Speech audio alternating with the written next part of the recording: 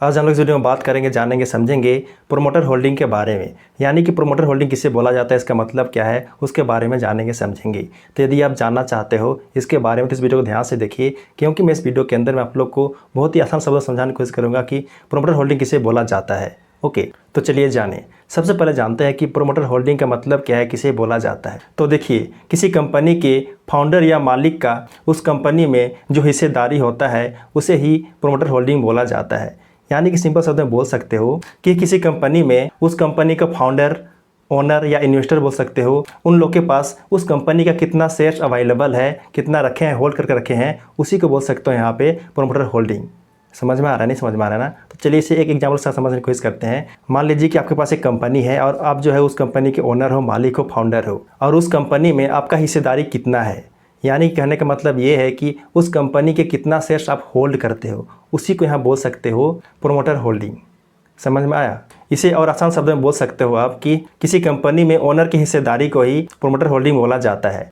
Okay, यहाँ पे आप एक चीज़ ध्यान देना हमेशा, यदि आप इन्वेस्ट करना चाहते हो किसी कंपनी में, तो देखिए यहाँ पे बात ये है कि किसी कंपनी का प्रोमोटर होल्डिंग ऊपर जाता है, यानी कि परसेंटेज जो है प्रोमोटर होल्डिंग का वो यदि बढ़ रहा है, इसका मतलब समझा जाता है कि कंपनी जो है प्रॉफिट में जा रहा है, वो अच्छा फ्यूचर में करेगा या फिर अच्छा प्रॉफिट दे रहा है, आप यहाँ पे इन्वेस्ट कर सकते हो उस कंपनी में।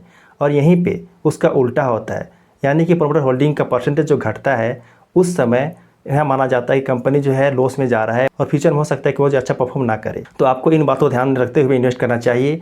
यदि प्रोमोटर होल्डिंग का परसेंटेज जो है ग्राफ बढ़िया चल रहा है, ऊपर बढ़ रहा है, तो आप यहाँ पे इन्वेस्ट कर सकते हो। और यदि प्रोमोटर होल्डिंग जो है घट रहा है, उस समय आप यहाँ पे इन्वेस्ट मत करना, क्योंकि यहाँ पे देखिए प्रोमोटर होल्डिंग घट रहा है, इसका मतलब यही है कि हो सकता है कंपनी जो है पूरा लॉस में जा रहा है, वह कर्ज में है, यानी कि ऋण ज़्यादा ले रहा है और प्रॉफिट नहीं हो रहा है, इस समय उसका ग्राफ जो है घट रहा है। कहने का मतलब यहाँ पे है कि प्रोमोटर है, यानी कि जो ओनर है, जो फाउंडर है, वह अपना कंपनी का शेयर्स को बेच रहा है। उसको पता है कि फ्यूचर में यह कंपनी अच्छा परफॉर्म नहीं करेगी या फिर नहीं कर रहा है, इसलिए वह वहाँ बेच रहा है। उस समय प्रोमोटर होल्डिंग का परसेंटेज जो घटता है, तो आपको इसको ध्यान देना चाहिए। और वहीं पे यदि प्रोमोटर होल्डिंग बढ़ रहा है, यानी कि उसका परसेंटेज बढ़ रहा है, इसका मतलब ये है कि जो फाउंडर है उस कंपनी का, यानी कि जो मालिक है, ओनर है, वह जो है अपने शेयर्स, कंपनी का शेयर्स वो खुद बाय कर रहा है, खरीद रहा है, क्योंकि उसको पता है कि फ्यूचर में बढ़िया परफॉर्म करेगा कंपनी, और या फिर अभी फिलहाल जो बढ़िया परफॉर्म कर रहा है। तो इस प्रकार से उस कंपनी का प्रोमोटर होल्डिंग जो है बढ़ रहा है। तो आपको इन सब बातों को ध्यान में रखते हुए इन्वेस्ट करना चाहिए किसी भी कंपनी में।